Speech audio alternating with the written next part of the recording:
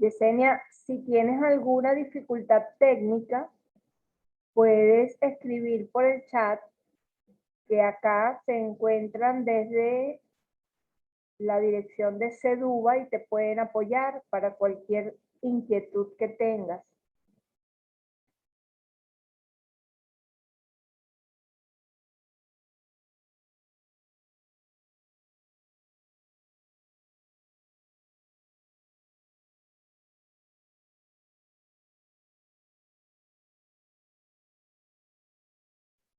Perfecto.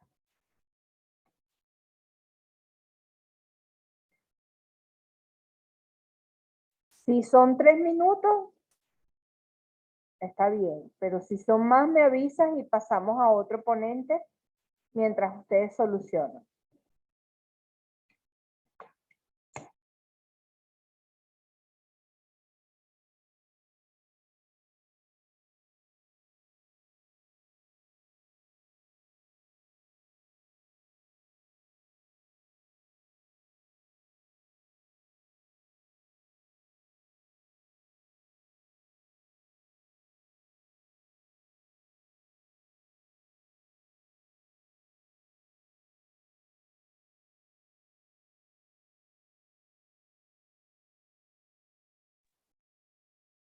Importante aclararle a Génesis Ceballos Rojas que se encuentra en la sala incorrecta. Génesis, tu participación es en otra sala Zoom, es en la sala Zoom número 3. Por favor, pídele a las personas de Táchira que están contigo, la doctora Nelly, que te indique cuál es la sala según la programación, porque estás en la sala que no es Génesis, ¿oíste? Por favor, date de baja de esta sala e ingresa a la sala que te corresponde, porque por aquí no estás en el orden de presentación.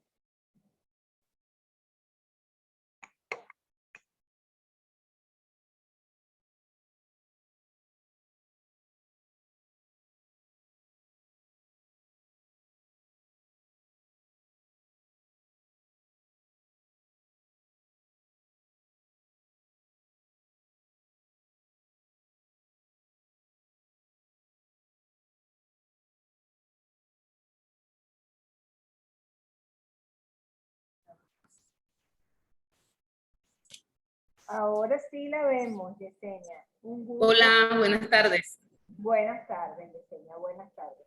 Bienvenida a este espacio de divulgación. Adelante entonces con su presentación.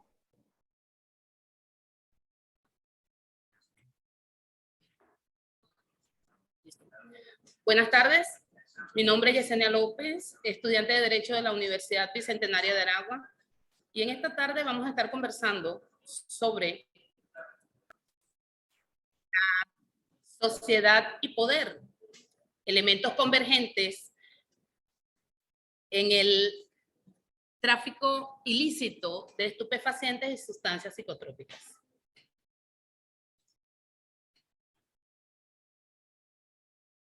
Ok, seguimos. Cuando hablamos de las drogas, tenemos que considerar que su uso es de tiempos inmemoriales. Estamos hablando que las tribus prehispánicas, como los incas, los mayas, los aztecas, por nombrar algunas etnias, utilizaban estas sustancias en sus ritos religiosos, en sus costumbres y tradiciones. Por eso se le dice que era usado desde tiempos inmemoriales. El tráfico de drogas es un fenómeno que tiene extensión e implicación global. Desde la década de 1970, el número de hombres y mujeres encarcelados por delitos de estupefacientes se ha incrementado drásticamente en todo el mundo. Eso lo dice Fleetwood. Entonces podemos decir que existe una relación indiscutible entre la sociedad y el poder. Sociedad. Sociedad son todas las personas independientemente de su edad, independientemente de su sexo, independientemente de su estatus económico, pero que tienen en común que viven en el mismo sector, localidad o región. Cuando hablamos de poder, vamos a definir dos tipos. Entre el primero, el emanado de la autoridad del gobierno. Ese es un tipo de poder. Y vamos a hablar sobre el poder económico que se emana del poder financiero, lo que es el dinero. Narcotráfico, muy conocido como una empresa capitalista transnacional que se infiltra en el poder gubernamental. Tiene una capacidad económica tremenda para influir directamente en los poderes del Estado. ¿Por qué puede influir? Porque posee algo que se llama el poder económico, ya que el narcotráfico genera miles de millones de dólares anuales. El narcotráfico es un problema de salud pública, así se ha determinado, que está afectando a la sociedad a nivel mundial. Representa una acción que está tipificada como un delito en la mayoría de los países que conforman el globo terráqueo. Cuando se habla de narcotráfico es necesario conversar sobre lo que es el narcoestado, una palabra compuesta porque hay narcotráfico en un estado, en un país. Entonces, podemos definir el narcoestado como el estado cuyo gobierno, poder judicial, militar, legislativo, todos los poderes que convergen han sido infiltrados por carteles de la droga. Decimos que el narcoestado es el que hace el tráfico ilegal de drogas, pues dirigido de una manera encubierta por el mismo gobierno. El término o el territorio se convierte en refugio de terroristas, guerrilleros, narcotraficantes, claro, porque hay una libertad. El Estado le está dando una libertad para ellos negociar. En nuestra nación, Venezuela, se presume que jueces, el poder judicial, ministros, diputados, funcionarios del gobierno, con abultados prontuarios delictivos, han usado el poder para manipular a la sociedad y realizar actos ilícitos en la nación. Si esto está ocurriendo en nuestra nación, podemos decir que estamos en presencia de una cleptocracia, una palabra compuesta que significa clepto de robo, ladrón significa, o cracia, gobierno. Si definimos qué es cleptocracia, tenemos que decir que la cleptocracia es un gobierno ladrón o un gobierno que roba. Es lo que dice cleptocracia. Ahora, definamos cleptocracia desde acá. Dice, es el saqueo sistemático del erario público que goza de impunidad. Y se presume que en nuestra nación, Venezuela, se está practicando. En la cleptocracia no hay más dinero que robar del presupuesto gubernamental. Pues ya se han robado todo. Entonces, ¿qué pasa a ser el narcotráfico? Un lubricante principal para la corrupción. Venezuela actualmente, lamentablemente, se está convirtiendo en uno de los principales centros de tráfico de cocaína en el mundo. El sistema se desmorona. ¿Por qué se desmorona? Bueno, porque hay una lucha de poderes. Y hay falla de comunicación entre traficantes o porque los involucrados no quieren ceñirse a sus reglas tácitas, a las reglas que ellos mismos fijaron. Podemos concluir lo siguiente. La sociedad y el poder es una unión, son elementos que convergen entre sí y siempre existirá esa correlación entre la sociedad y el poder. En el país, en nuestra nación, si hay narcotráfico, es lamentable decir esto, pero es así. Lamentablemente hay que aceptar que la sociedad ha sido copartícipe de alguna manera, ya sea por temor, por terror, por coacción o por cualquier otro elemento que lo haya influenciado, han tenido que ver o han sido copartícipes de esta situación. Es la realidad, la sociedad y el poder. Ahora, la sociedad y el poder se correlacionan y pudiera darse, si se da de manera positiva, es una bendición. Podemos lograr muchas cosas para la nación, pero si se da de manera negativa, como estamos hablando, entonces vemos lo que está pasando en la nación. Pero lo bueno de todo esto es que todos nosotros también somos parte de una sociedad y el llamado es a luchar, a trabajar lícitamente para que esta condición sea siempre beneficiosa, esta relación entre sociedad y poder se le cambie el esquema y ya no sea negativo, sino positivo, y que la nación salga adelante, con ciudadanos ejerciendo el poder correctamente. Nuestra relación o nuestra ponencia en esta tarde habla precisamente de esto, de la parte negativa de esta correlación entre el poder en la sociedad y el poder.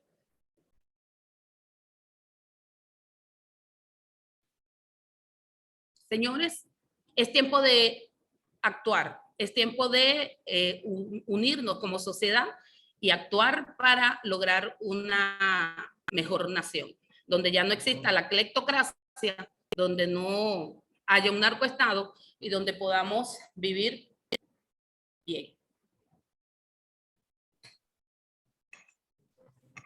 Muchas gracias, Yesenia, por tu presentación.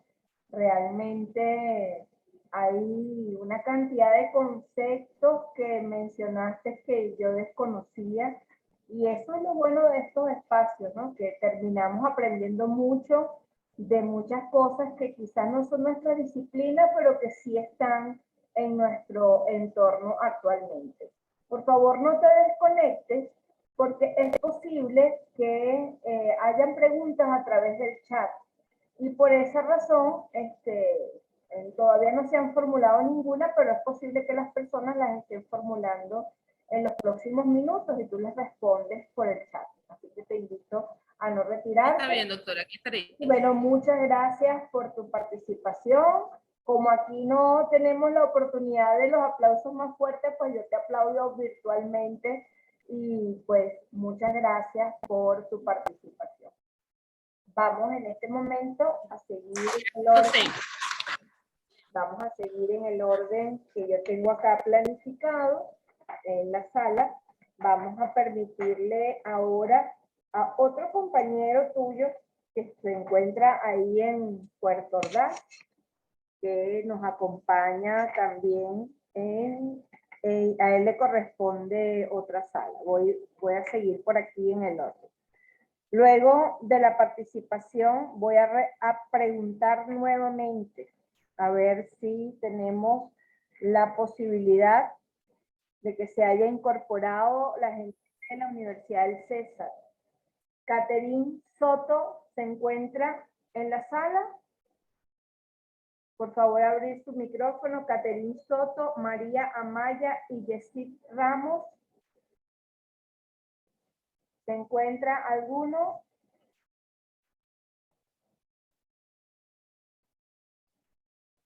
Natalia Cáceres, Erika Castro y Dina Jiménez, también de la Universidad Popular del César. ¿Alguna está en sala? Bueno, continúo y vamos entonces a permitirle a Juan Carlos Pérez, de la Universidad Nacional Experimental Rómulo Gallegos. Juan Carlos, ¿te encuentras en la sala?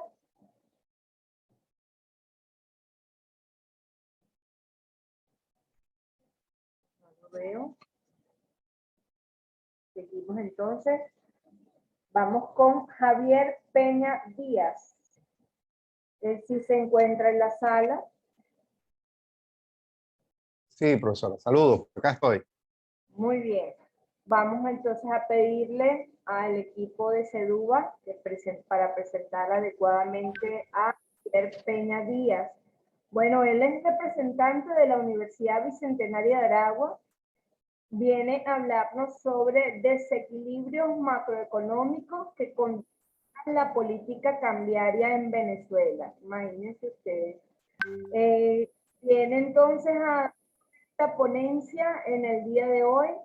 Adelante, Javier. En este momento te vamos a permitir la posibilidad de que compartas pantalla para que nos cuentes un poco de esa situación de desequilibrio macroeconómico que afecta entonces la política cambiaria de nuestro país. Adelante. Es que no lo busco.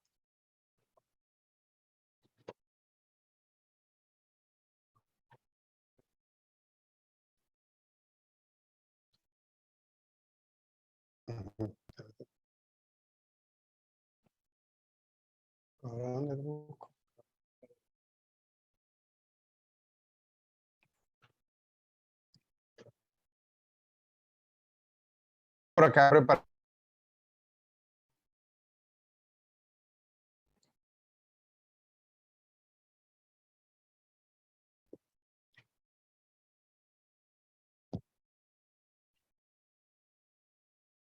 Saludos, sí, me están copiando. Sí, se escucha y vemos su presentación. Correcto. Bueno, vamos a conversar esta tarde sobre los desequilibrios macroeconómicos que condicionan la política cambiaria en Venezuela. Un tema sumamente importante que muchas veces nos preguntamos como ciudadanos por qué la política cambiaria del país, cuando es errónea o cuando surte efectos positivos, en ambos sentidos nosotros siempre nos vamos a preguntar ¿cómo se determina la política cambiaria? ¿Qué factores inciden? Y es el tema pues, que hoy tenemos para estudiar. En principio tenemos que verla desde dos puntos de vista. La política cambiaria en general, pero estudiando particularmente el caso venezolano, y la política cambiaria en relación a los factores que provocan los desequilibrios macroeconómicos. Eso pues un poco para plantear y confirmar nuestra hipótesis del trabajo de investigación. Nosotros, por supuesto, utilizamos el método analítico enfocado específicamente en los factores que producen los desequilibrios y cómo estos condicionan la política cambiaria en Venezuela en una investigación de carácter documental. ¿Cuál es el propósito elemental nuestro en la tarde de hoy? Que esta investigación sirva para aportar elementos para la discusión de alternativas de políticas cambiarias que puedan coadyuvar al crecimiento económico, mantener el equilibrio macroeconómico y con ocasión, por supuesto, a la crisis generalizada que presenta hoy día la economía venezolana. ¿Qué resultados nosotros vemos de todo este análisis, de todo este estudio que se hizo? Bueno, en conjunto, de acuerdo a lo planteado por el Banco Central de Venezuela y a lo que hemos estudiado, vemos que el BCB ha adoptado un régimen cambiario de los denominados arreglos fijos convencionales, una palabra nueva para nosotros, pero la debemos encuadrar en lo que es la conducta del Fondo Monetario Internacional, quien ha considerado pues, que aquellos que tienen control de cambio es un extremo y los que tienen libertad de cambiaria es otro extremo. Pero Venezuela optó por lo que ellos denominan arreglos fijos convencionales, es decir, ubicarse en el medio. ¿Qué significa un arreglo fijo convencional? Bueno, mantener la paridad cambiaria fija a través de la intervención directa, es decir, en la compra y venta de divisas en el mercado o indirectamente utilizando tasas de interés, regulaciones cambiarias, persuasión moral o lo que más comúnmente se hace, intervenciones de entes públicos para justificar en algún momento lo que es el régimen cambiario que se utiliza. ¿Por qué ustedes se preguntarán por qué se escoge esta modalidad? Bueno, la escogencia de esta modalidad cambiaria se debe a las sanciones financieras y políticas impuestas por varios países contra Venezuela que obviamente afectaron la economía. Políticamente hablando, intentaron afectar al gobierno, pero no se dieron cuenta o sacaron su cuenta mala y afectaron al pueblo venezolano, porque destruir la economía del pueblo venezolano implicó obviamente la desmejora en la calidad de vida de todos los venezolanos en general, no solo de los que están en el gobierno, que siempre van a tener algunos privilegios en razón de sus cargos, pero el pueblo llano, el pueblo de a pie no tiene los mismos privilegios. Esto trajo como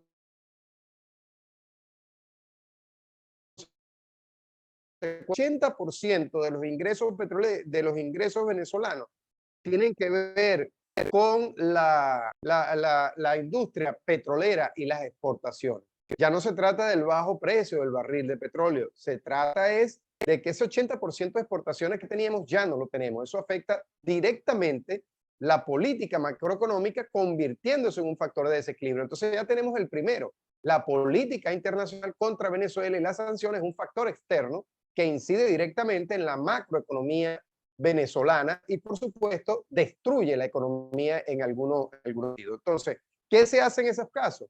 Ese control de cambio, el aislamiento financiero y la asignación de divisas condicionadas han creado desequilibrios externos que presionan la economía venezolana. Influye directamente en la macroeconomía ese control de cambio. Entonces, ¿qué hace el gobierno ante la presión? Bueno, yo no puedo dejar que se me vayan las divisas.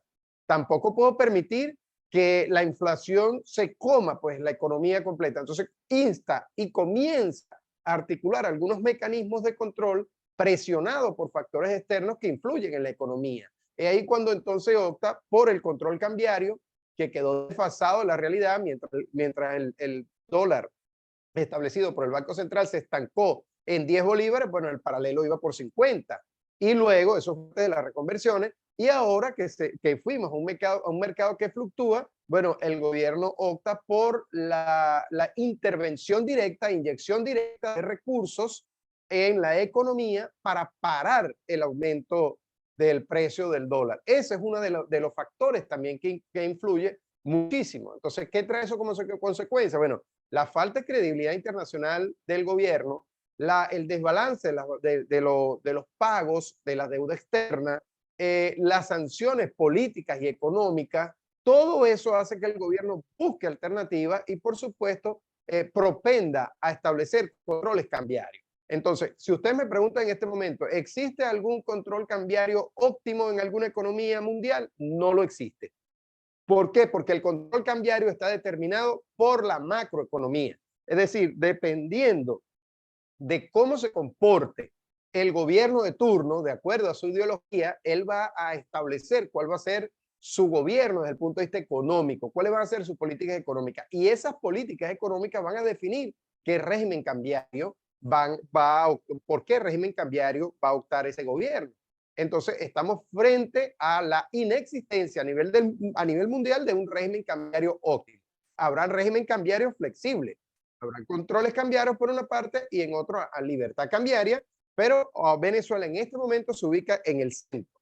Es decir, en una intervención o en una simulación de una libertad cambiaria que realmente es la intervención del gobierno inyectándole dólares a la economía a través del Banco Central de Venezuela con el objetivo de minimizar el impacto del aumento que tiene que ver con el precio del dólar. Ahora, la política cambiaria, traducida en la fijación de un tipo de cambio, ha servido para que el gobierno haga varias cosas. Primero, define la estructura de los ingresos fiscales y establezca los gastos públicos. ¿Qué hace con esto? Abandona una política fiscal seria, responsable, y se va hacia una política fiscal teñida en lo político. Es decir, yo para soportar mi carga ideológica económica, yo entonces tomo que van más allá de la política fiscal, pero que yo trato de disfrazar la hiperinflación y trato de disfrazar la situación económica diciendo que todo está correcto, tomando unas decisiones que tienen que ver con los ingresos fiscales y los gastos, sin tomar en consideración que estamos hablando entonces de una política económica procíclica que camina o va al mismo ritmo del ciclo económico en lugar de ir en relación contraria al ciclo económico para ir paralizando los gastos públicos, para ir optimizando los ingresos y sobre todo para estabilizar la economía desde el punto de vista macroeconómico.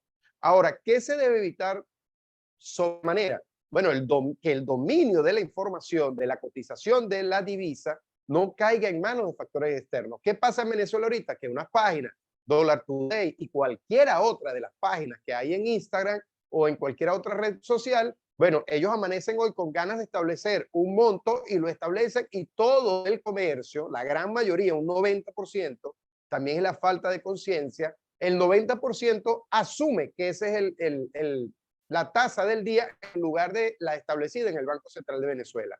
Al principio el gobierno trató en lo posible de minimizar eso encarcelando a las personas, pero bueno, si es el 90%, hay que encarcelar el 90%. Entonces, en eso tenemos que tener mucho cuidado. Ahora, el estudio aporta elementos para la discusión en cuanto a la relación que inexorablemente existe entre la política cambiaria y la posición que ocupa en el ciclo económico. ¿Por qué? Porque el gobierno aplica políticas, como lo dije, procíclicas, en épocas de bonanza petrolera, reducen los impuestos, aumenta el gasto, pero no se da cuenta que cuando las reservas caen, cuando esa bonanza petrolera no existe, el hueco fiscal es inmenso y se hace incontrolable tanto la inflación como el precio del dólar que está relacionado directamente. Entonces, ¿qué debemos hacer? El reconocimiento o reconocer e identificar los desequilibrios macroeconómicos como elemento esencial para verificar el rumbo que tomará la política cambiaria del país. ¿Qué proponemos nosotros? Bueno, establecer criterios claros, cónsonos con la realidad y que el gobierno se insere en la situación económica y por supuesto los venezolanos tengamos conciencia también de que no podemos guiarnos por las páginas web,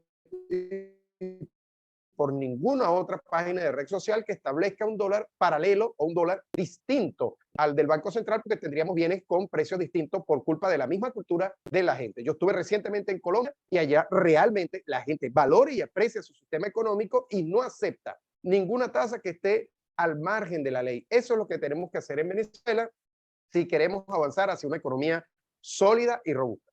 Muchísimas gracias. Quedo atento pues a cualquier pregunta.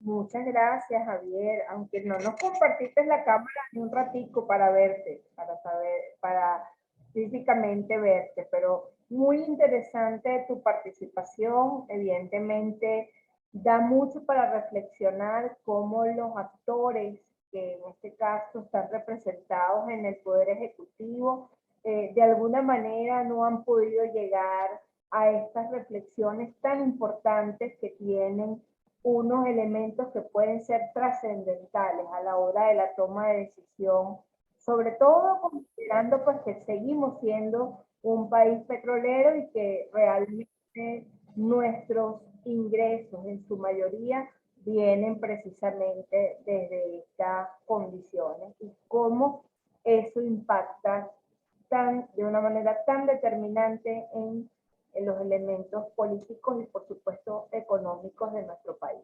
No te retires, Javier, por favor. Por el chat van a estarte generando algunas preguntas y por favor responde por esa vía de tal manera de nosotros poder seguir avanzando en la presentación. Felicitaciones y muchas gracias por compartir tu trabajo el día de hoy. Muchísimas gracias a usted.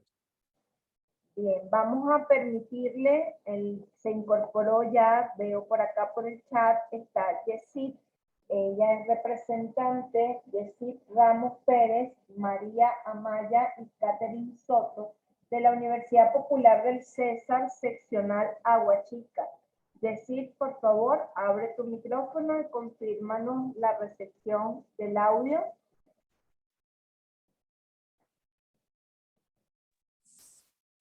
Buenas tardes, ¿me escuchan bien? Sí, claro que sí, lo escuchamos perfectamente. Bienvenidos a los espacios de la Universidad Bicentenaria de Aragua. Vamos a pedirle al equipo que organiza, en este caso, las presentaciones, el equipo de CEDUBA, para presentarlos apropiadamente. Bien, Estas no son las... Ok. Esa no es, también es de la Universidad Popular del César, pero es la otra. Ellos son Catherine Soto, María Amaya y Yesid Ramos. Es la otra lámina. Vamos a esperar que la cambien.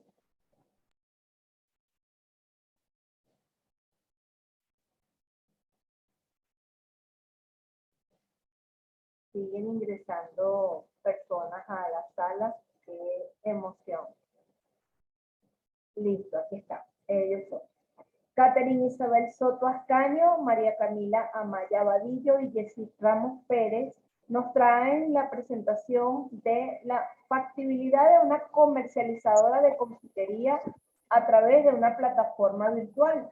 Ellos son de la Facultad de Ciencias Administrativas, Contables y Económicas de la Universidad Popular del César en Colombia.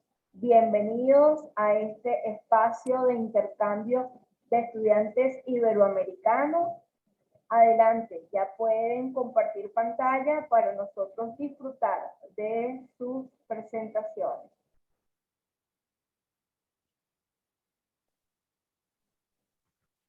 Buenas tardes para todos. Ya vamos a compartirles que mi compañera no tiene audio, entonces ya... No hay problema, puede ser uno solo el relator de todo el trabajo y pues por supuesto cada uno de ustedes es acreedor de su certificado como parte de este congreso y también todos van a tener visibilidad en la publicación de las memorias del mismo.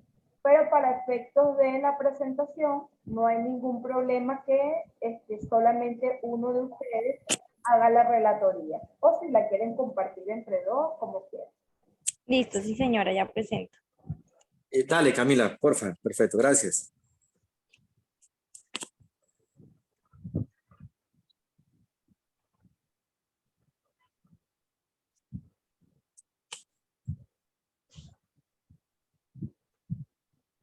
Ya pueden visualizar. Sí, claro, sí se ve. Sí, ya está listo.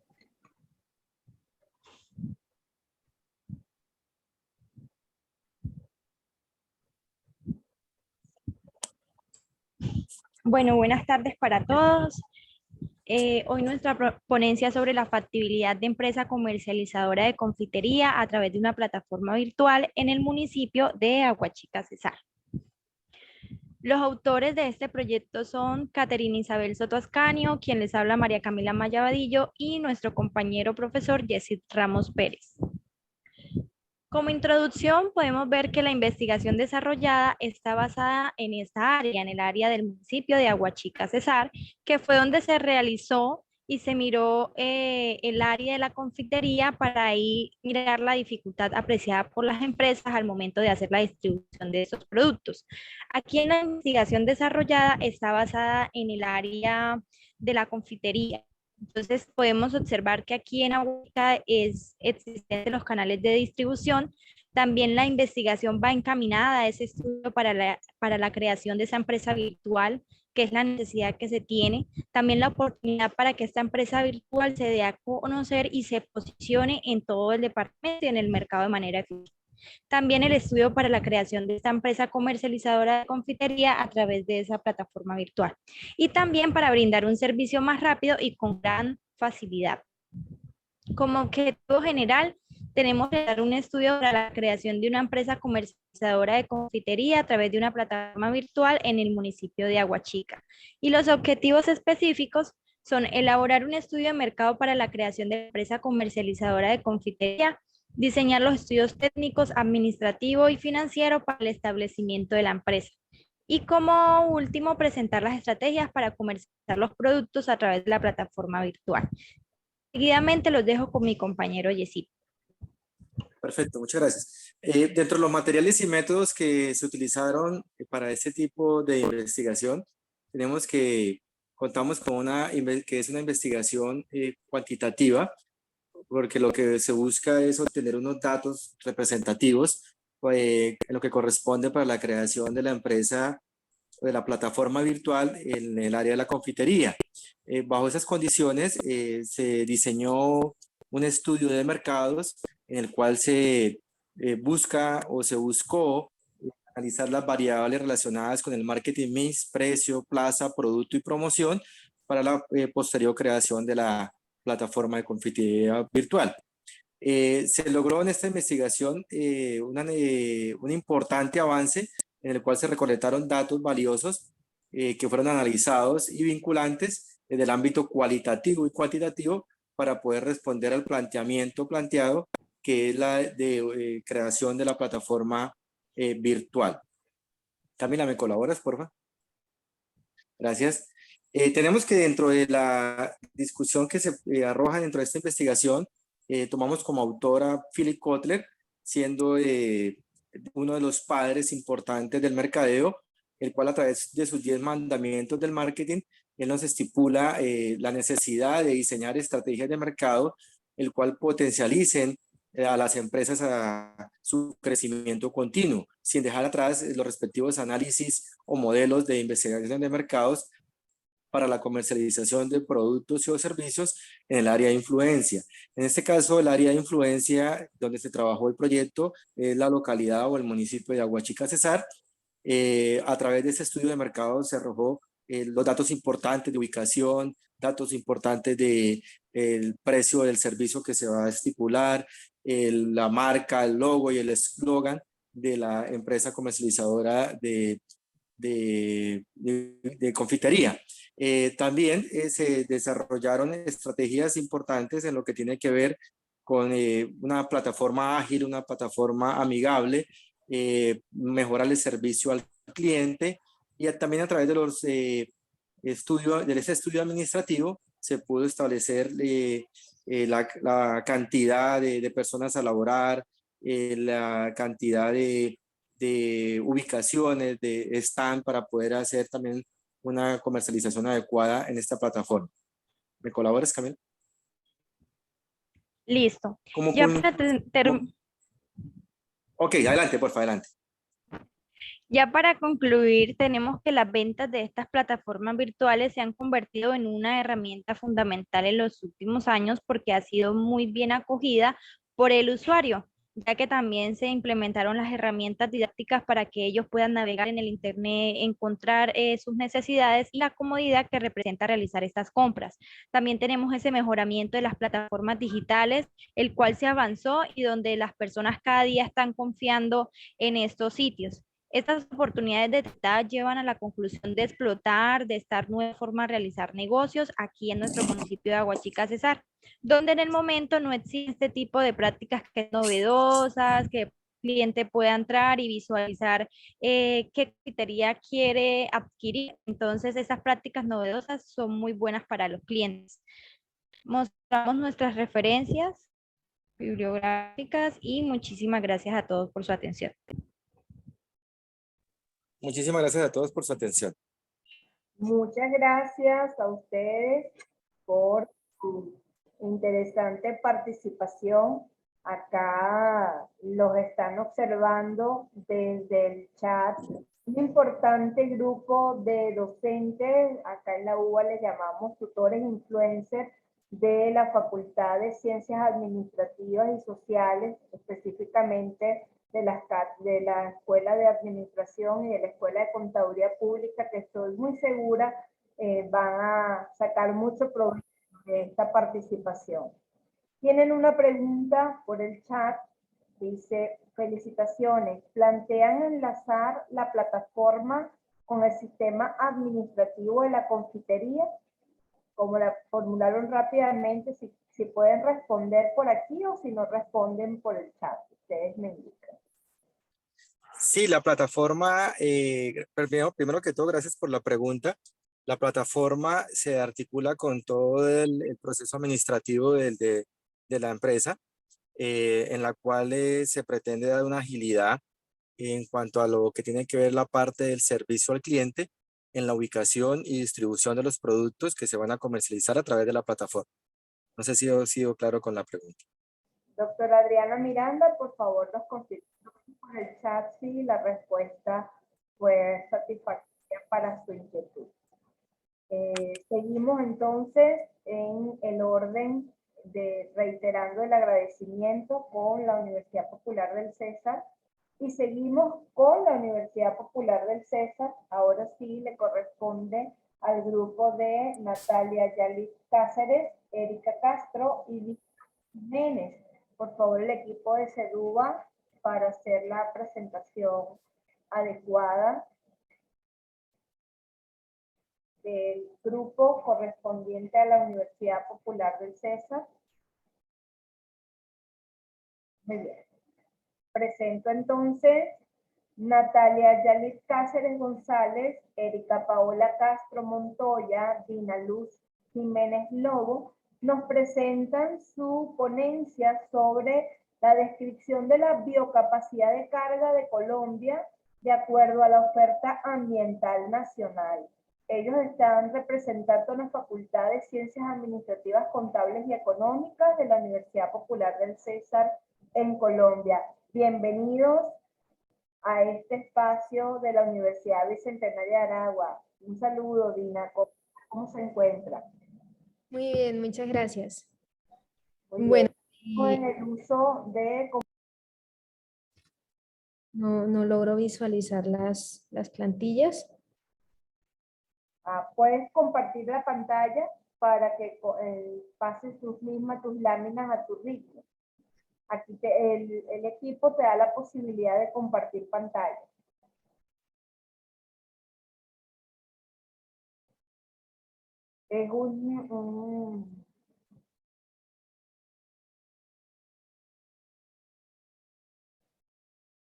Es ese espacio verde, un botón verde que tienes abajo en el Zoom que dice compartir pantalla.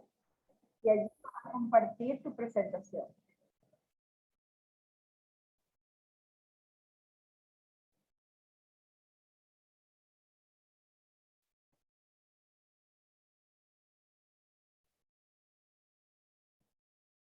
Tienes silenciado el micrófono, Dina, no te escuchamos.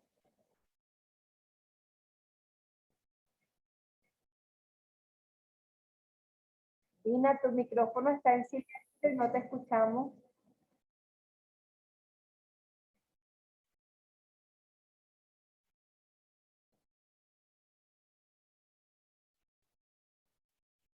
¿Ahora sí?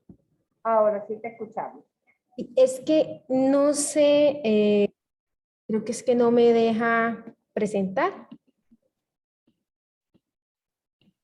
No sé. Por favor, el equipo de Seduba, darle los permisos para que ella pueda compartir pantalla. Creo que los tiene. Sí, los tengo, pero no sé si es que no me deja. Tengo mi propia plantilla. ¿Me confirman si logran verla? Todavía no se ha activado la opción de compartir pantalla de tu parte. Es ese botón verde que dice compartir pantalla.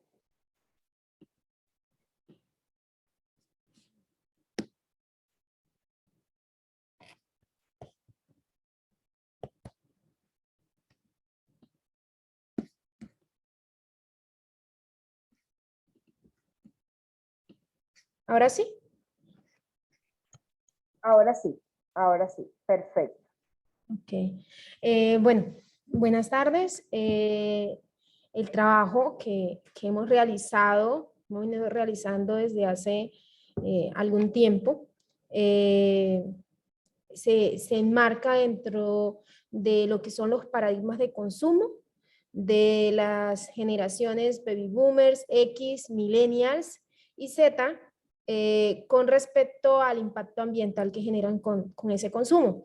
Sin embargo, el primer objetivo con el que nosotros logramos trabajar es sobre la biocapacidad de carga. No podemos hablar de huella ecológica, que es el indicador que trabajamos en el proyecto principal, sin hablar de biocapacidad de carga, dado que este es el indicador de sostenibilidad, es el con el que vamos a tratar de comparar el consumo de hectáreas que realiza cada generación de acuerdo a la capacidad que tiene cada una de ellas o a la cantidad o a la disponibilidad que tiene cada una de ellas en el territorio nacional. Entonces, este es un trabajo realizado desde el semillero Econature, que es un semillero de investigación del programa de economía.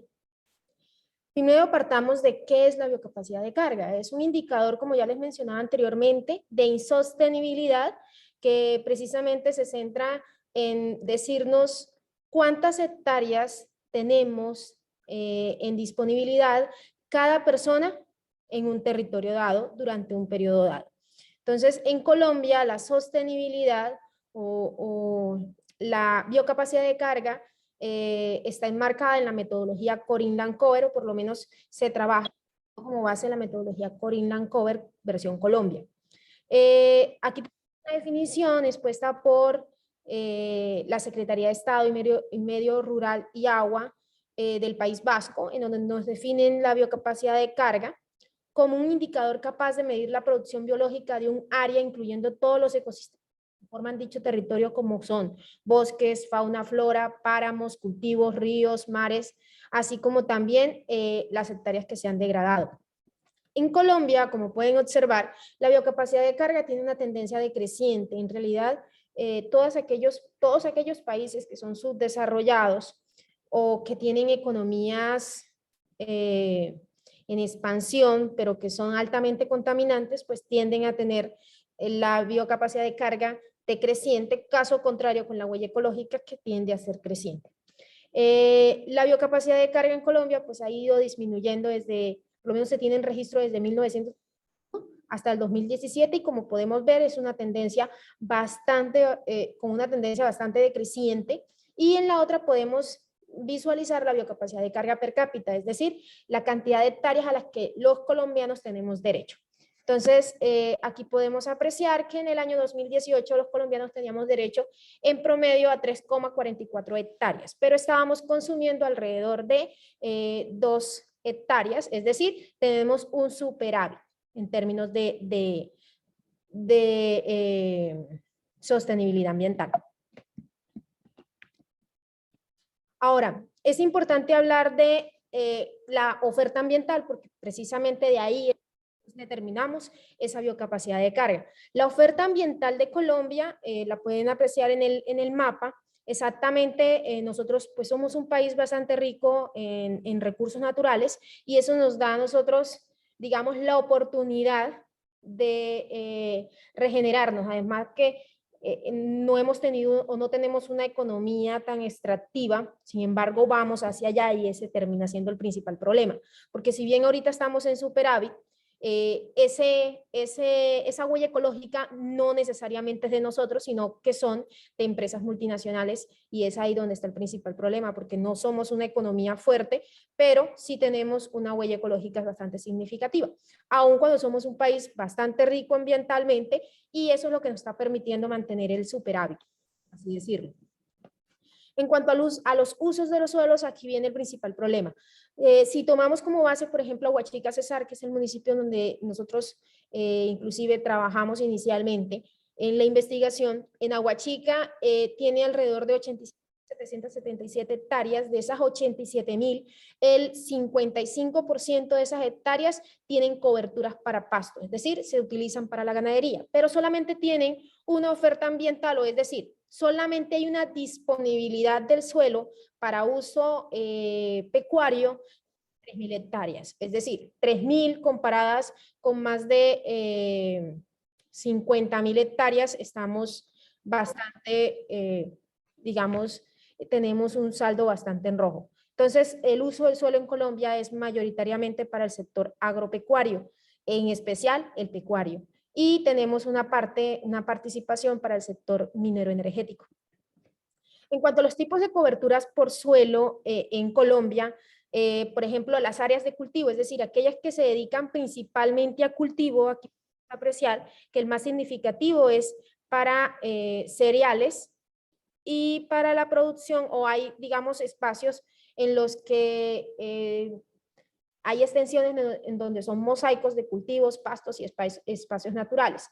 Digamos que esos terminan siendo representativos, en especial ese mosaico de cultivos. En cuanto al área de pastos, los pastos limpios terminan siendo los que tienen mayor participación y como ya les mencioné anteriormente, en Colombia más del 30% de la oferta ambiental, de la cobertura del suelo está direccionada precisamente al pastoreo, lo cual termina siendo alarmante debido a que no se genera la producción esperada, es decir, de significancia económica, pero sí genera un alto impacto ambiental. En cuanto al tipo de consumo por coberturas de suelo, exactamente el área de construcción, aquí tenemos que la máxima representación se da con los tejidos urbanos continuos, que terminan siendo, digamos, la cantidad de hectáreas que se están cubriendo con este tipo de actividades. En cuanto a la oferta ambiental para actividades mineras, aquí podemos apreciar que son alrededor de 99.750 hectáreas las que se tienen destinadas. No son, digamos, un número bastante significativo en cuanto al monto total de Colombia, pero sí son de las que más contaminación tienden a generar.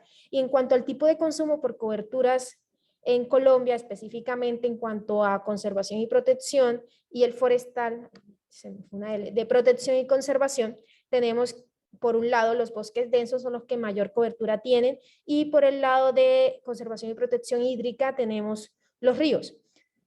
Y aquí viene el tema fundamental y es la biocapacidad de carga. Todo eso que les mencioné anteriormente son las diferentes coberturas que tienen nuestros suelos en Colombia y esto nos permite a nosotros establecer varias. Primero, en territorios agrícolas, Colombia tiene alrededor de 29 millones de hectáreas, exactamente. En territorios artificializados, es decir, áreas de construcción, infraestructura, zonas industriales, vías, toda la que es la zona urbana y rural, tienen alrededor de 452.192 hectáreas.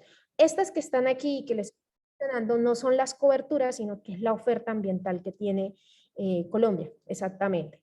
Bosques y áreas seminaturales tiene alrededor de 80.000 hectáreas. Es decir, Colombia tiene disponibilidad para la conservación de espacios naturales alrededor de 80.000 hectáreas. Eso es un número bastante significativo para Colombia, sin embargo, de esas zonas que se están produciendo, por lo tanto, una cosa es oferta y otra es cobertura, ¿listo? Áreas húmedas tenemos 978.000 hectáreas, entonces, teniendo en cuenta todas estas hectáreas, nosotros determinamos que por persona, a nivel per cápita, tenemos derecho alrededor de 2,22 hectáreas.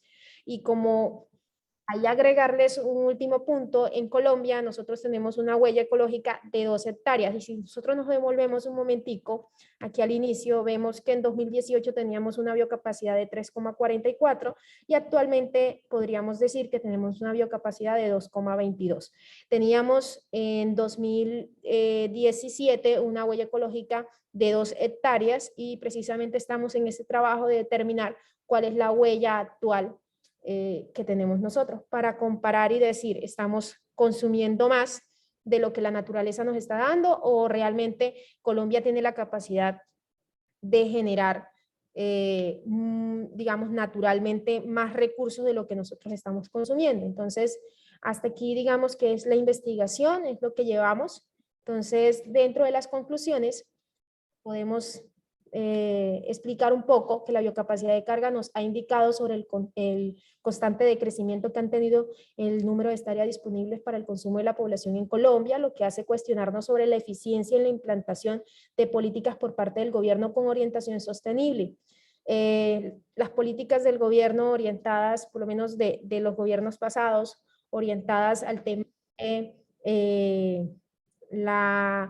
el fomento de la minería, el fomento de actividades o de industrias altamente contaminantes, nos ha afectado bastante, pero no solamente eso, sino el consumo que nosotros como persona y como individuo generamos constantemente ante la globalización y las innovaciones que se realizan, es también base fundamental para reflejar un poco el decrecimiento de esa biocapacidad de carga.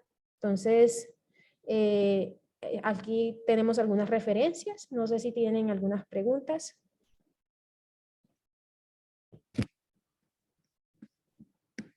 Bueno, un gusto, Dina, haberte escuchado. Realmente sorprende los números que nos presentas el día de hoy. Pues para nosotros en Venezuela a veces somos países hermanos y desconocemos tantos elementos que inciden desde el punto de vista, bueno, como tú bien lo explicaste, desde el punto de vista ecológico y desde el punto de vista inclusive de lo que tiene que ver con la adecuada distribución.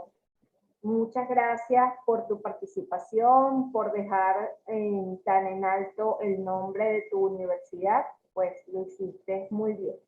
No te retires, por el chat estamos dejando las preguntas, tú les puedes responder a través del chat directamente y de esa forma, pues si hay alguna inquietud se puede resolver por esa vía. Pero bueno, aquí tienes un comentario ya de María Dudamel que te dice que fue excelente presentación y un gran dominio. Entonces vamos a seguir en el orden que tengo por acá del programa y le vamos a permitir la presentación a Luzmar Aldo Lopano. El equipo de CEDUA me apoya con la presentación de Luzmar Coirán Aldo Lopano. Muy bien, vamos entonces a presentarlos adecuadamente. Ellos son estudiantes de nuestra casa de estudios, la Universidad Bicentenaria de Aragua, Luzmar Coirán y Aldo Lopano. Ellos nos presentan un trabajo muy interesante donde hablan de Funda UVA aplicando los ODS como mecanismo innovador para la deducción de impuestos, una visión futurista y empresarial. Y yo quiero hacer un apartado importante porque aquí hay personas que nos están siguiendo a través de este congreso que desconocen que ellos hicieron ese trabajo a través de una metodología UVA que se llama ABEP. Se llama Aprendizaje Basado en Emprendimientos por Proyectos, una forma de gestión de proyectos que nos permite hacer transferencia de los procesos investigativos a directamente la práctica, donde no nos quedamos en las palabras, ¿verdad que no? Vamos a la acción. Entonces, bueno, los dejo en las capaces manos de Luzmar y de Aldo. Bienvenidos a este espacio de ustedes. Ya pueden asumir para compartir pantalla.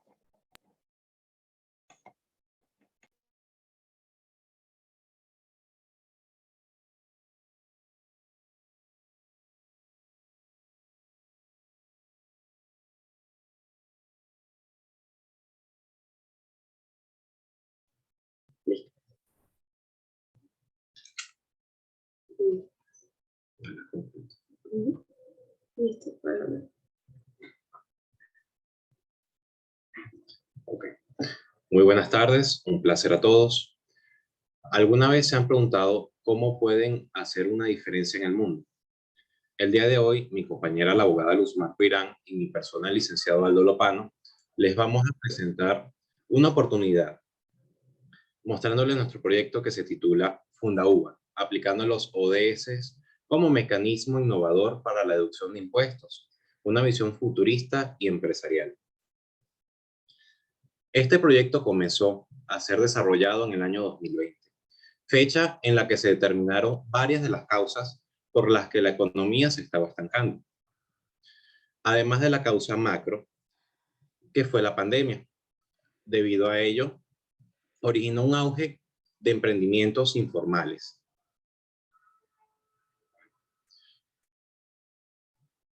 Todo ello en gran escala.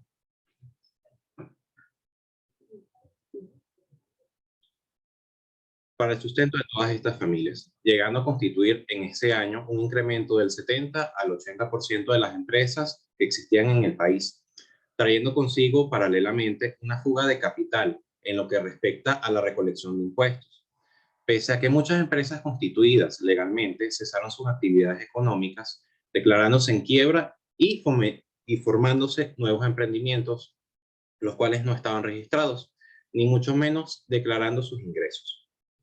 De tal manera, nace este proyecto, por motivo de la necesaria reestructuración de registro de los comercios informales, y los mismos pudieran crecer mediante créditos de emprendimientos, siendo negocios que no tributan, pero sí generan movimiento en la economía. Es por ello que el beneficio de poder contar con personalidad jurídica como comerciante facilita el estatus ante los bancos y el CENIAT, adquiriendo responsabilidades y beneficios, como lo son las tarjetas, los créditos, las cuentas bancarias, los seguros que van orientados al emprendimiento y sus locales, o creciendo como microempresas y pudiendo acceder a la deducción de impuestos mediante la realización de actividades en algún sector de la sociedad dentro del país. Ahora bien, actualmente el Estado se encuentra aplicando políticas que conllevan al registro de las pymes, tanto así que SUDEBAN en el año 2021, en apoyo de la Ley para el Fomento y Desarrollo de Nuevos Emprendimientos, emitió una directriz para el otorgamiento de créditos y emprendimientos, participando alrededor del 75% de los bancos que existen en el país. Todo ello con sus deberes legales para las pymes, siendo uno de los registros para emprendedores, el cual cuenta hasta con registro de información fiscal emitido por el mismo CENIAT. Sin embargo, al estar la unidad tributaria en un monto tan bajo, ocurre que muchas de estas pymes que se han ido registrando se van convirtiendo en contribuyentes especiales, debido al monto que éstas declaran de sus ingresos. Se convierte un contraste entre lo que eran las grandes empresas y lo que ahora son las pymes. Anteriormente nada más las grandes empresas llegaban a ser contribuyentes especiales y hoy en día las pymes accedieron a ese renglón dentro del CENIAT. Es allí donde nace la necesidad de crear una fundación o think tank llamado Tanque Ideas que busque promover los avances económicos y sociales en Venezuela mediante el incentivo al sector empresarial con mecanismos innovadores de deducción de impuestos, trayendo a cotación las donaciones y liberalidades, en vista de que los impuestos buscan plantear actividades o proyectos a fin de fomentar los ODS, logrando brindar una visión futurista al sistema tributario actual, enfocado más a nivel municipal que nacional. Todo ello trae consigo el cumplimiento de la responsabilidad social empresarial y la promoción de los derechos humanos, o en su defecto, trabajando conjunto a una ONG que esté interesada en las actividades y que persigan algunos de los siguientes principios. Iniciando por reconocer el papel clave de las pymes en la consecución de los objetivos de desarrollo sostenible y las leyes venezolanas que promueven la ciencia, la tecnología e innovación. Continuando con fomentar la transformación de las pymes hacia modelos de negocio más sostenibles e innovadores, que aporten valor económico, social y ambiental dentro del país. Consecutivamente, se facilita el acceso de las pymes a los recursos e incentivos disponibles para las implementaciones de los ODS, como la deducción de impuestos por donaciones y liberalidades. Para finalizar, se encuentra el promover el diálogo y la colaboración entre cada una de las pymes existentes y otros actores sociales, como lo son las universidades, las ONGs, la administración pública en el ámbito municipal y los medios de comunicación. A continuación, viene la abogada Luz Marco Irán a explicarles el siguiente renglón. Muy buenas tardes. En realidad, la realidad de la economía es saber cómo manejarla y el cómo sobrellevar una tan fluctuante como es la economía venezolana. Es por ello que nosotros planteamos la puesta en marcha de un proyecto basado en la creación de FundaUva, que tiene como misión impulsar el desarrollo sostenible, sustentable y la responsabilidad social de esas pequeñas y medianas empresas que hoy en día han tenido mayor auge en el registro y el control para el Estado. Mediante la generación y difusión de conocimientos, la formación, el asesoramiento, fundado en un think tank o tanque de ideas, y la realización de actividades relacionadas con los objetivos de desarrollo sostenible. Este proyecto se ha desarrollado en los últimos años mediante un estudio de mercado, aplicación de encuestas, asesorías a empresas como farmacias, mini mercados, panadería, empresas de información o que buscan brindar conferencias, empresas medianas de manufactura o empresas que se dedican al comercio de determinados productos.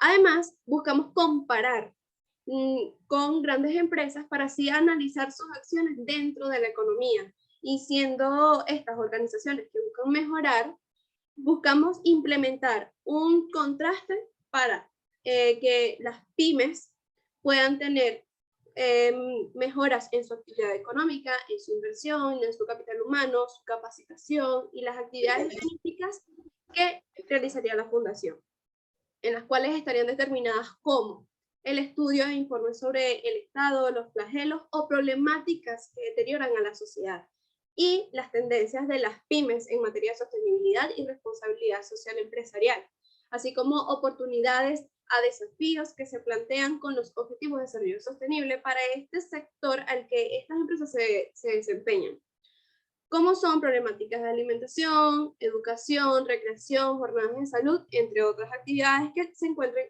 relacionadas y vinculadas con los ODS.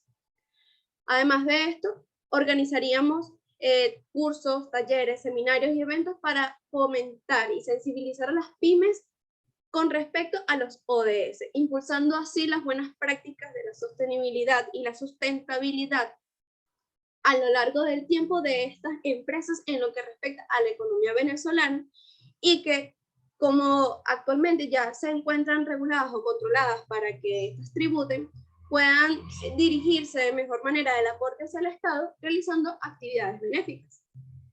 Es por ello que se busca ofrecer servicios de consultoría, asistencia técnica, para que las empresas tengan conocimiento en lo que respecta a el tributar, a la deducción de impuestos, a los trámites correspondientes que pertenecen para declarar alguna donación que se realice a un determinado sector o comunidad. Por ello, se busca crear una red de pymes comprometidas con los ODS y la matriz o el centro de esto sería FundaUva, el cual estaría buscando realizar diferentes actividades y estando comprometidos con cada una de estas pymes. Así se puedan compartir experiencias, conocimientos, recursos y se pueda medir el impacto de estas actividades mediante indicadores de gestión, indicadores de impacto, de mejora en la sociedad y de satisfacción hacia estos sectores a los cuales se realizan dichas actividades. Y para concluir, se deben resaltar los beneficios del proyecto, entendiéndose que las pymes pueden tener diversas ventajas al incorporar los ODS en su gestión, siendo esto dirigido claramente por Fundauva, como por ejemplo el mejorar la dirección o su línea hacia los valores y acciones con relación a los principios universales de la sostenibilidad y responsabilidad social empresarial, orientando hacia objetivos claros y medibles que correspondan a expectativas de un grupo de interés y aporten un valor social y ambiental, mejorando así la imagen externa de la empresa, mostrando su contribución con los ODS y generando confianza o reputación con el Estado, sus inversores, sus proveedores y hasta sus mismos empleados, porque pueden realizar actividades que vayan dirigidas hacia el sector en donde puedan convivir sus trabajadores, encontrando así oportunidades de negocio e innovación al identificar las necesidades o demandas del mercado cada vez más conscientes y exigentes para la sostenibilidad, accediendo a recursos e incentivos disponibles para la implementación de los ODS, como la deducción de impuestos, las donaciones y liberalidades o hasta contrataciones públicas, creando alianzas estratégicas con actores sociales como las universidades, que en este caso lo que estamos es creando a la Universidad Bicentenaria de Aragua una fundación, y que este se encuentra alineado con organizaciones no gubernamentales o ONGs, las administraciones públicas, en el caso para poder las mismas declarar sus donaciones y poder deducir impuestos, los medios de comunicación para el incentivo y el fomento de información, y así potenciar un impacto colectivo con las acciones realizadas. Muchísimas gracias. Gracias a ustedes, un gusto pues haberlos escuchado. Es importante mencionar que este trabajo es presentado desde la multidisciplinariedad, porque ellos son de carreras diferentes y se unieron para producir este trabajo tan interesante. Pues los escenarios UBA no tenemos ningún tipo de barreras disciplinarias. Aquí todas las carreras suman para producir investigación. Muchas gracias por su participación. No se retiren por el chat, van a estar haciendo quizá a lo mejor no preguntas, pero sí esas felicitaciones que son tan gratificantes ya empezaron a llegar de parte de la doctora Adriana Miranda y del resto del equipo que los acompañan desde las escuelas donde ustedes han hecho vida. Muchas gracias por su participación. Muchísimas gracias a ustedes. Muchísimas gracias. Vamos a permitirle en este momento el turno nos corresponde a Juan Carlos Pérez. Juan Carlos Pérez, que nos visita de la Universidad Nacional Experimental Rómulo Gallegos. Por favor, el equipo de CEDUBA, colocarme la presentación de Juan Carlos, que en este momento pues le corresponde el turno. Vamos a esperar un poquito que se comparta la pantalla.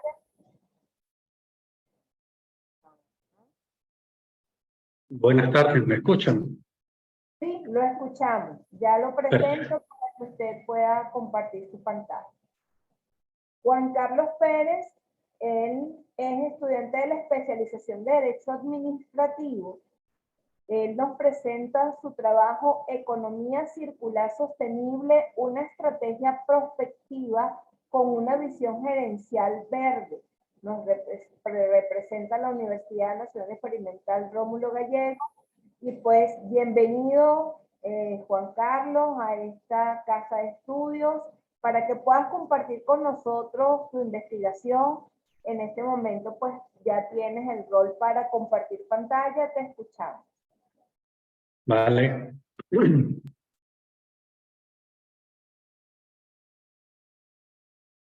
Bien, ¿se ve en pantalla? Todavía se está compartiendo. Dice, haga doble clic para modo pantalla completa. Ok, vale. Ahora sí. Ahora sí, perfecto. Perfecto, bien. Buenas tardes.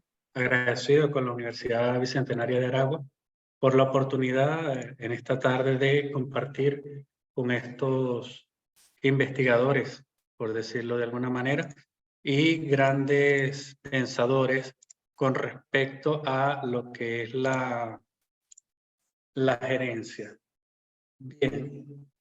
A ver. Perdón, ya va.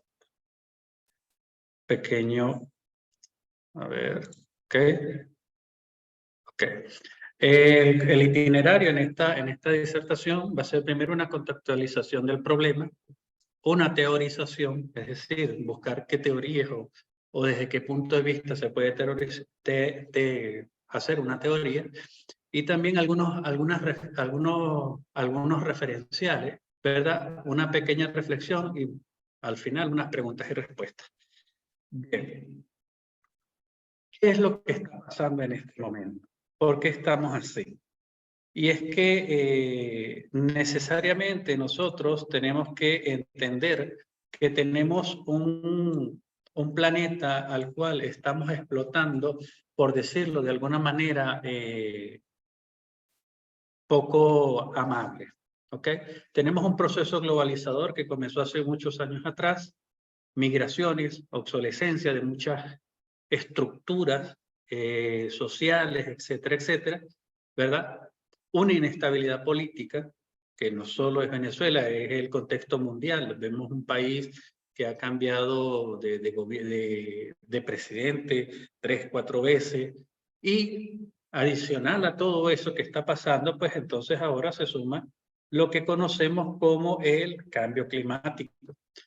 Y entonces allí hay esa imagen, pues, de que estamos acabando con la Tierra.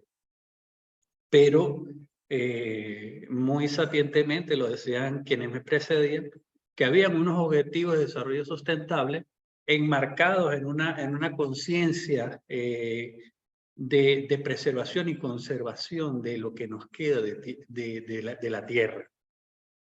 Y esto tiene que ver con el quinto objetivo del Plan de la Nación, que a su vez es pues una ley, que es la conservación de nuestro planeta para darlo a esas generaciones futuras. Ahora bien, ¿por qué esto se ha venido acumulando? Es que necesariamente entonces hay un contraste de economías, ¿ok? Donde tenemos una economía lineal, ¿verdad? Que es producir, consumir, desechar y generar cantidades y cantidades de desechos sólidos. Ya no solo que lo tenemos sobre la tierra, ¿verdad? Sino ahora también el mar y los glaciares. Miraba por allí con gran preocupación el hecho de que ahora en el fondo del mar hay una cantidad muy, muy elevada de desechos del hombre. Y no solo desechos plásticos, hay infinidades, empezando por el famoso Titanic, ¿ok? Que en el lecho del mar, pues, se conserva como una basura más, ¿ok? Ahora, ¿qué pasa? Viene entonces, de hace algunos años atrás, hablando de lo que es la economía circular sostenible. Es producir, consumir, reutilizar o reparar y reciclar. Esta cultura se ha venido instaurando poco a poco en la sociedad, pero de una manera muy pacífica. En algunos países, vamos a ver más adelante, cómo se ha ido propagando de tal manera que ya tenemos industrias industrias que han generado ciertos dividendos aprovechando lo que llamamos la basura, ¿ok? O los desechos sólidos, como lo queramos llamar, indiferentemente, al final del día es una situación en la que tenemos que trabajar como sociedad. Ahora bien, fíjense algo. Para continuar, tenemos que empezar a teorizar, a hablar del tema. ¿Qué es lo que está pasando en este momento? Lo que está pasando en este momento fue definido hace un año atrás por Forbes como la economía circular sostenible. Ahora, ¿qué es? ¿Cómo, diciéndolo en algún algor popular, cómo se come eso? Eso se come de la siguiente manera. Dice, es un modelo de consumo y producción sostenible a lo largo del tiempo. Con ella se pretende reducir el consumo de la materia prima, que es lo que nos está generando en gran magnitud las pérdidas que tenemos. Y desde mi punto de vista de formación, de pregrado como contador y abogado, tengo que hacer referencia a que la materia prima pues, es lo vital para los procesos. Ahora, extrayéndole un beneficio a esa materia prima de esos recursos, ya que el planeta tiene que aprovechar los residuos con la finalidad de ser reciclados y transformados para una nueva vida de los productos. Podemos entonces estar frente a adquisición de materias primas, ¿ok?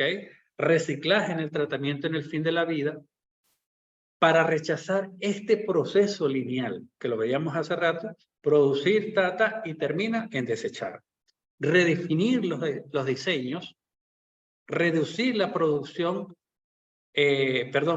producción y transformación, reducir la cantidad de materia prima, y hoy en día tenemos la nanotecnología que nos permite una herramienta.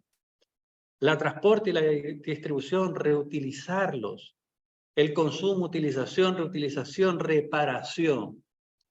Ojo, muchas de las cosas que tenemos nosotros en nuestras casas pueden ser reutilizadas o sencillamente reparadas. Es frenar un poco el hábito del consumo que se tiene para que el destinatario final, que somos nosotros mismos, pues no nos veamos envueltos en una espiral en el cual los perjudicados somos nosotros.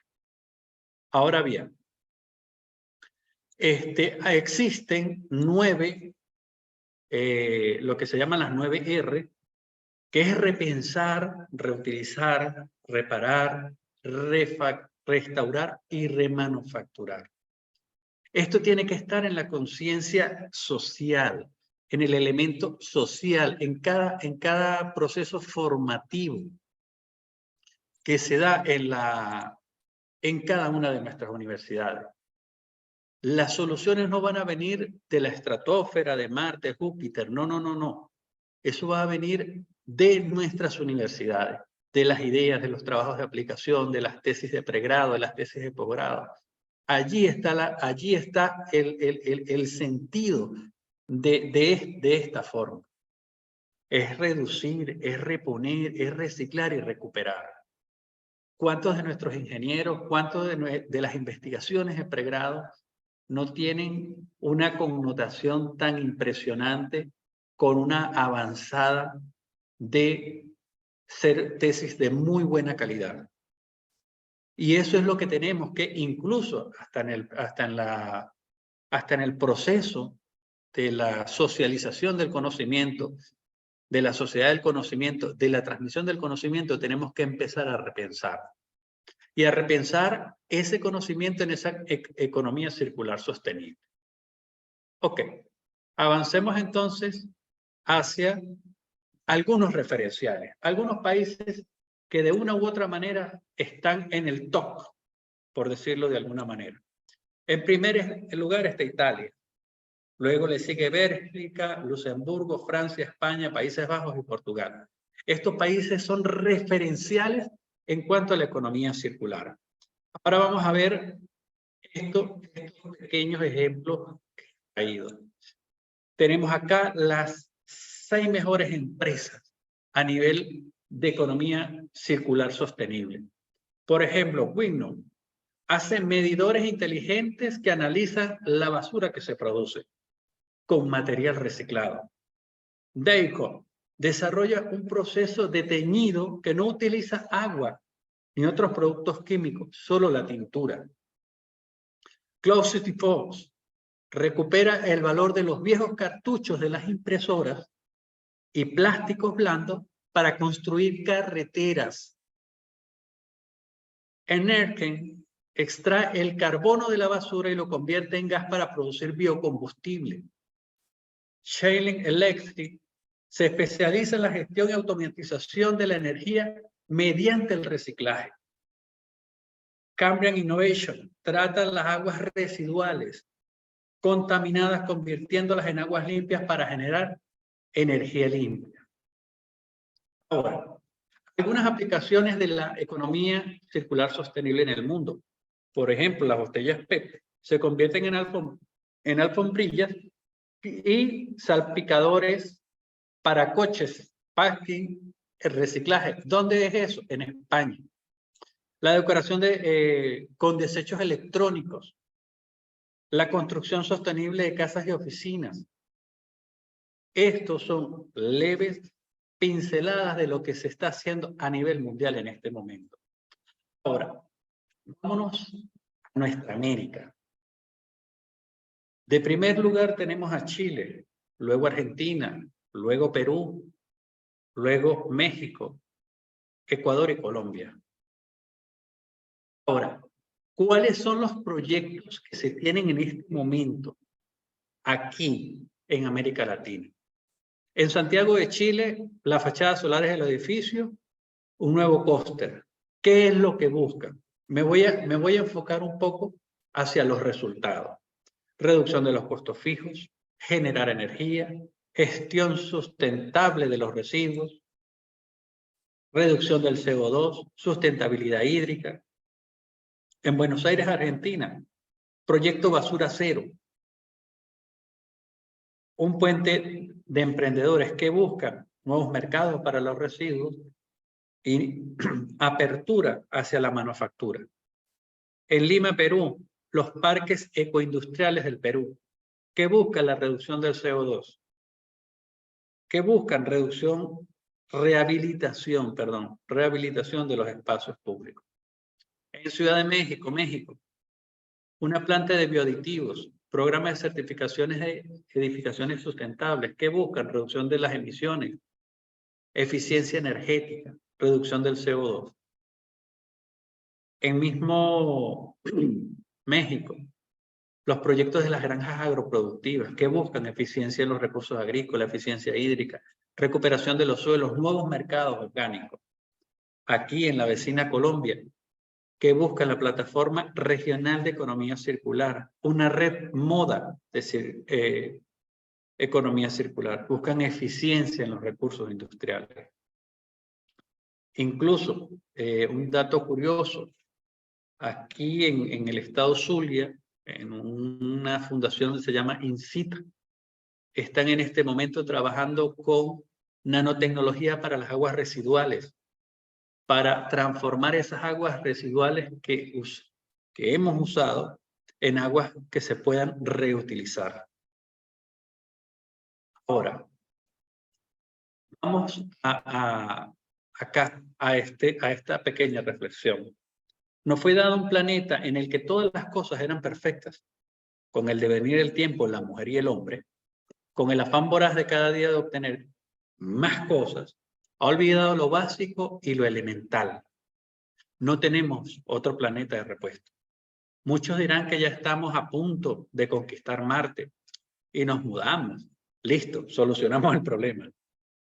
La pregunta sería, ¿es acaso el planeta culpable de las acciones de la mujer y el hombre? Si los animales, imagínense por un momento, si los animales y la naturaleza pudieran hablar nuestro idioma, ¿qué nos dirían? Pienso que es el momento que la mujer y el hombre comiencen a tomar seriamente conciencia en hacer las paces con el medio ambiente. Y las especies, haciendo pequeñas cosas que vayan contribuyendo a revertir las consecuencias catastróficas que se están manifestando en estos momentos. A ustedes, muchísimas gracias. Muchas gracias a usted, Juan. Un saludo. Voy a leerle un comentario que hizo la doctora Omaira Ramos por acá en el chat. Usted, si tiene más oportunidad, puede leer todo lo demás. Dice: excelente ponencia. Es vital repensar el desarrollo productivo desde enfoques verdes. La descarbonización de las economías es fundamental para limpiar el planeta. Cada uno debemos aportar nuestro granito de arena, disminuyendo la huella de carbono que dejamos en nuestras acciones diarias. Y bueno, otras inmejorables presentaciones y comentarios que tiene en el chat. Lo dejo para que las lea y las disfrute. Muchas gracias por participar en nuestro congreso, y siempre la Universidad Bicentenaria bienvenida para que usted pueda participar. Tiene una pregunta, así que la puede responder por allí, por el chat. ¿Cuál sería un enfoque más activo para poder abordar este problema?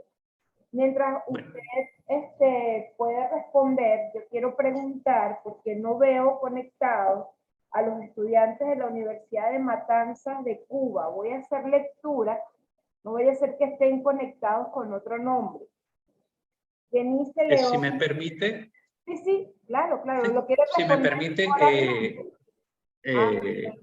No, pensé que iba a responder por el chat. Pues respondo por el chat, chévere. ¿Sí va? Sí, claro. Okay. Vale, gracias. No, a usted. Tenemos Jenice León, Yarneli Miranda, Luis Ponte, Maylin Márquez, Edmundo Pérez y Marilyn Mantilla. Algunos se encuentran en la sala. Ellos son de la Universidad de Matanzas de Cuba. No tengo información si están en la sala. Ayer hablaron conmigo, pero no están conectados. Y en Cuba también tenemos las mismas condiciones de apagones. No sé si esa es la razón por la que no estén conectados en este momento. Bueno, no están. Vamos entonces a hacer el cierre de la tarde de hoy con la presentación de la estudiante también, la Universidad Nacional Experimental de la Fuerza Armada. Se presenta la estudiante Leire Castro. Vamos a permitirle hacerle su presentación. Leire Castro Andrade nos presenta la digitalización de la auditoría. Ella es de la Universidad Experimental de la Fuerza Armada, estudiante de Contaduría Pública, y pues muy querida por nosotros también, porque además trabaja acá en DIEP. Bienvenida, Leire, a este espacio. Vamos a permitirte compartir pantalla para que puedas cerrar esta sala con tu participación. Bienvenida.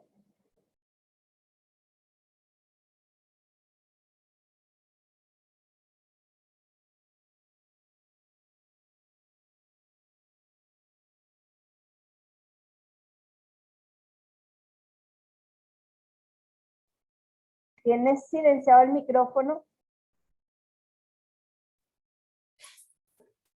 Ahora sí, ¿me escuchan bien? Ahora sí. Muy fuerte. Claro.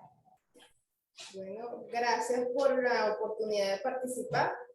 En nombre de la Universidad Nacional Experimental Politécnica de la Fuerza Armada Nacional Bolivariana de Venezuela, en esta oportunidad el tema a desarrollar es digitalización de la auditoría. Como dato curioso,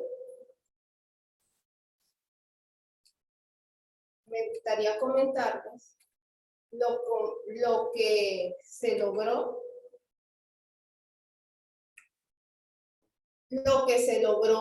gracias a una auditoría, y fue derribar a Al Capone, es decir, detenerlo, condenarlo a prisión. Esto fue gracias a una auditoría. ¿Por qué? Porque él realizaba los distintos delitos penales que son conocidos por todos, pero lo hacía sin él usar sus manos, por lo que no se le podía acusar de nada. Con la auditoría realizada por Elliot Ness, quien es agente de tributario de Estados Unidos en ese año, se logró evidenciar que había una evasión de impuestos, debido a que él, como quien dice, hizo su imperio desde la legalización, desde el tráfico de licores, porque él se hizo famoso gracias a la ley seca y él traficaba gracias a eso. Entonces, la única forma de detenerlo fue a través de este estudio. Entonces, podemos ver la importancia de esto y de las agencias tributarias en los diferentes países. Para entrar en materia, primero vamos a definir lo que es una auditoría. ¿Qué es una auditoría? Es una evaluación minuciosa de las características, las fortalezas y las debilidades de una organización. Y en el caso de la digitalización, no es más que usar procedimientos digitales para ciertas tareas. Entonces, ¿qué sería la digitalización de la auditoría? Es utilizar la tecnología digital para mejorar y automatizar el proceso de auditoría. ¿Qué herramientas digitales tenemos disponibles para eso? El software de automatización, que es el que ayuda a optimizar y a mejorar mediante la automatización de las tareas repetitivas. El software de análisis de datos, que es aquel que analiza grandes cantidades de datos, identifica los patrones, las anomalías e indica cuándo hubo un fraude o cuándo hubo un error. El software de gestión de auditoría es aquel que gestiona la planificación, el trabajo de campo y la elaboración de los informes de auditoría. El software de documentación de la auditoría. Este realiza un seguimiento del trabajo y además garantiza que se haya documentado todos los hallazgos que se encuentran durante el proceso. ¿Qué herramientas tecnológicas tenemos disponibles? En el caso de la automatización y el análisis de datos, estos se enfocan en revisar grandes cantidades de datos para identificar los patrones de anomalías, como mencioné anteriormente. Entonces, estas herramientas tecnológicas, ¿cuáles pueden ser? Primero tenemos IDEA, que esta analiza, detecta los fraudes a través de unas pruebas analíticas, importa y exporta los datos y además genera el informe con visualización gráfica de esos datos. Y la otra herramienta es ACL, que ofrece características similares a la anterior, pero además ofrece capacidades de automatización y monitoreo continuo. Ese es el plus que le añade esta segunda tecnología.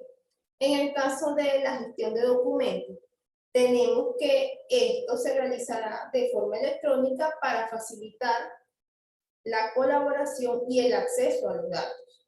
Entonces, el más usado es SharePoint, que tiene la capacidad de colaboración y gestión de documentos en entornos corporativos.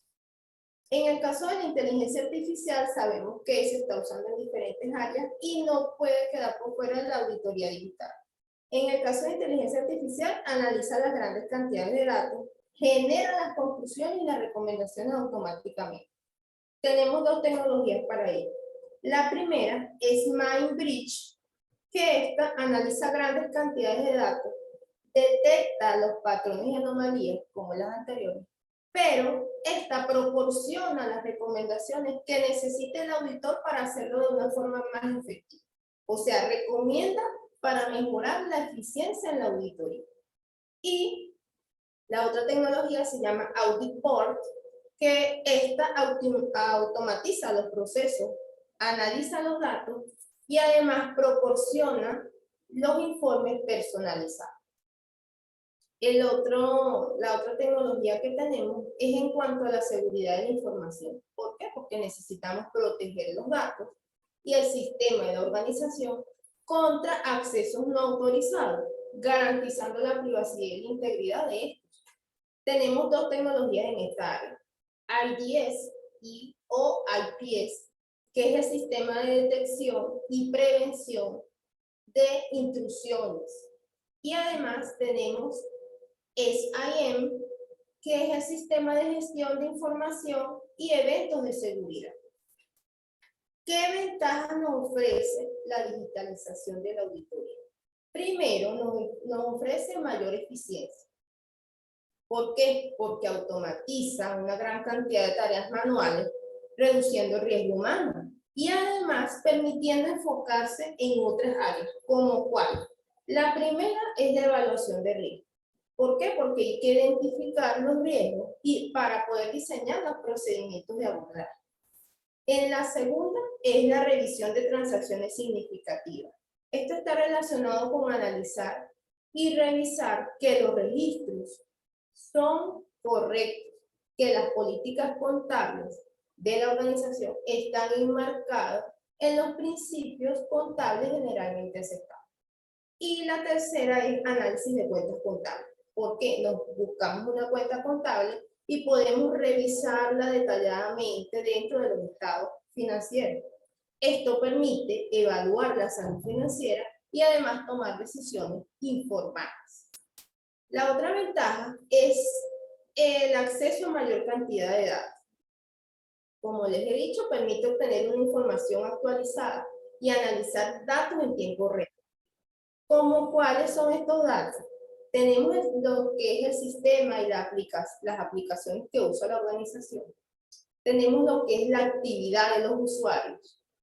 Además, la información sobre la infraestructura de la red, los proveedores de servicios y la seguridad y privacidad de los datos. Otra ventaja es la calidad y precisión de la auditoría. Se mejora esta calidad. ¿Por qué? Porque se reduce el riesgo de errores y aumenta la calidad de las conclusiones. ¿Cuál es el error? El primer error es en la entrada de datos.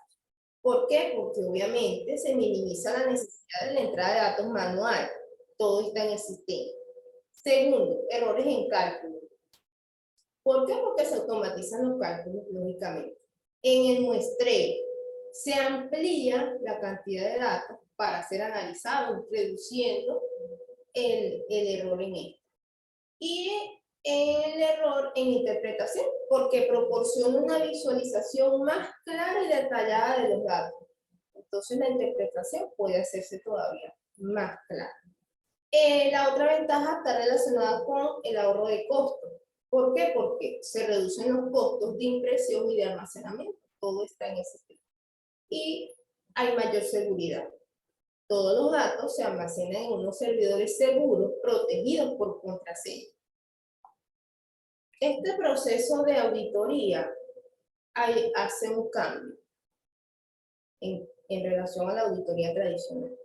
Lo primero es porque lo primero que debe hacer el auditor es comprender el entorno digital de la organización y los riesgos asociados con él.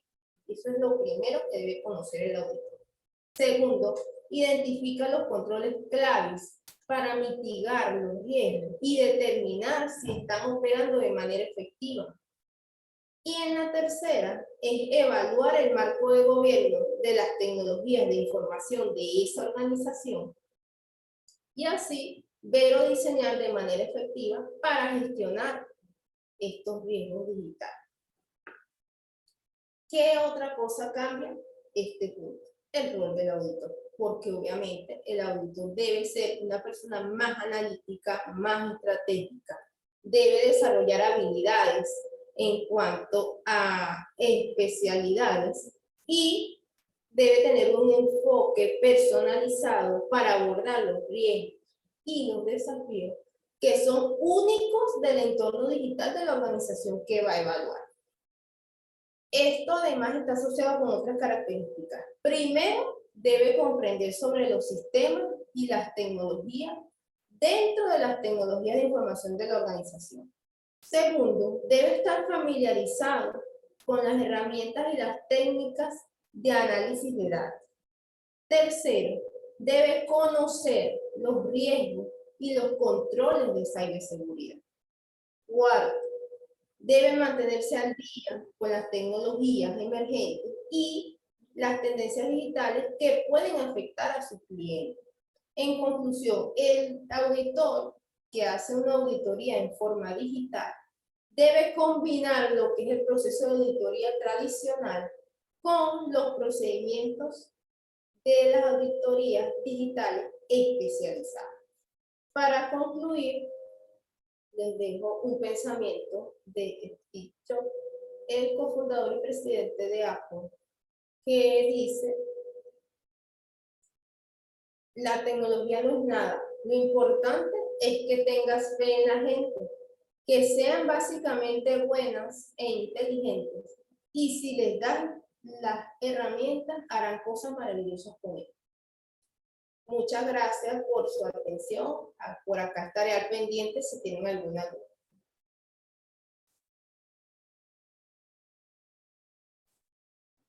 Gracias, estimada Leire, por tu presentación. Tienes por acá una pregunta, te la voy a leer y la puedes contestar por el chat. La hace Domitila Peña Bastidas.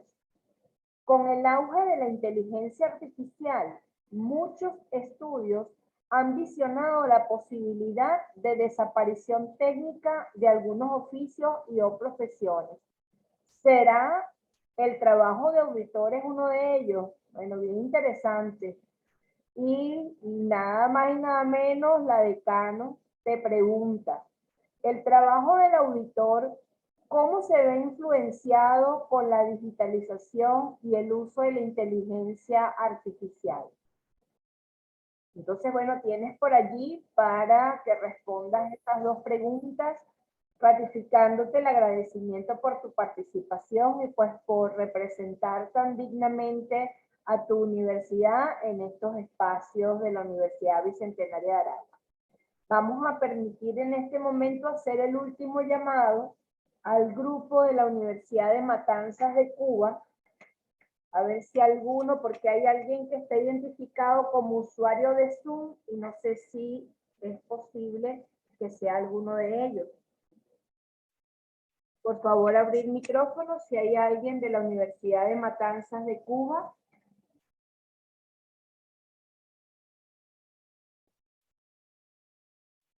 No, no hay nadie.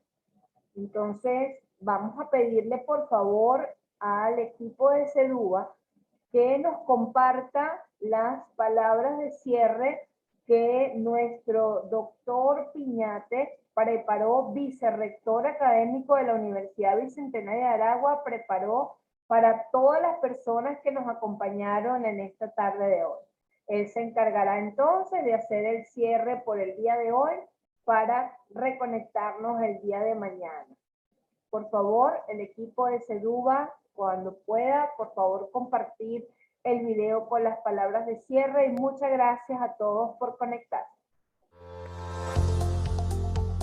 La Universidad Bicentenaria de Aragua tiene el honor de compartir con ustedes en el marco del tercer Congreso Iberoamericano de Estudiantes Universitarios, que tiene como lema Disrupción Universitaria, un mundo sin distancia.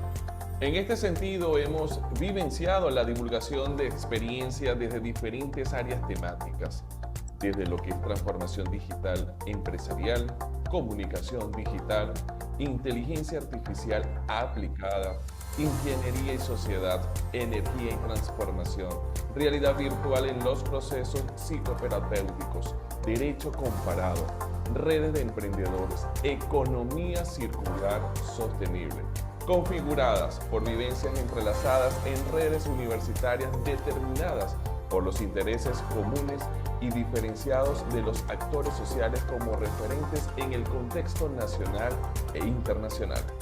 En nombre de las autoridades rectorales, presidida por el doctor Basilio Sánchez Aranguren, queremos agradecer la participación de las universidades nacionales entre ellas la Universidad Nacional Experimental de la Fuerza Armada, la Universidad Experimental Rómulo Gallegos, la Universidad Pedagógica Experimental Libertador, la Universidad Experimental de los Llanos Occidentales Ezequiel Zamora, la Universidad de Carabobo, el Instituto Universitario Tecnológico de Administración e Industrial, la Universidad Experimental Rafael María Baralt.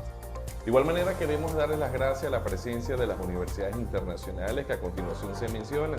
Universidad de La Sabana en Colombia, la Universidad Agraria de La Habana Fructuoso Rodríguez en Cuba, la Universidad Internacional del Ecuador en Ecuador, la Universidad Estatal a Distancia de Costa Rica en Costa Rica, la Universidad Carlos Rafael Rodríguez en Cuba, la Corporación Universitaria del Caribe en Colombia, la Universidad de Matanza en Cuba, la Universidad Popular del César en Colombia, Universidad de Holguín en Cuba, la Universidad de Ciencias Médicas Dr. Ernesto Che Guevara de igual manera en Cuba, y muy especialmente a nuestros estudiantes de la Universidad Bicentenaria de Aragua, que representando a sus escuelas alcanzan una participación protagónica con 20 ponencias y más de 20 pósters científicos en potenciales investigativos en diversas formas de gestión del conocimiento a través de la web, diplomados, artículos y proyectos en sus diversas unidades curriculares, porque la Universidad Bicentenaria de Aragua se investiga de forma transversal durante la carrera universitaria. Por ello proponemos a la sociedad del conocimiento la discusión de temas que han emergido del inminente proceso de la disrupción universitaria, que introduce a cambios relevantes que alteran las bases y las reglas del juego a través del paradigma de los modelos existentes, superando las distancias físicas y las comunicaciones. Les invito mañana a culminar esta gran fiesta académica a las 8:30 de la mañana, hora de Venezuela, donde presentaremos otros talentosos estudiantes. Y además estaremos haciendo entrega al reconocimiento al estudiante investigador, de tal manera de seguir estimulando a estos jóvenes universitarios al proceso de investigación, que en definitiva es el camino a la transformación social en el ahora, en un mundo sin distancias. Es por eso que te invitamos también a que sigas comunicándote con nosotros en nuestras cuentas oficiales @UBA Universidad en Instagram y en Twitter. Hasta una próxima.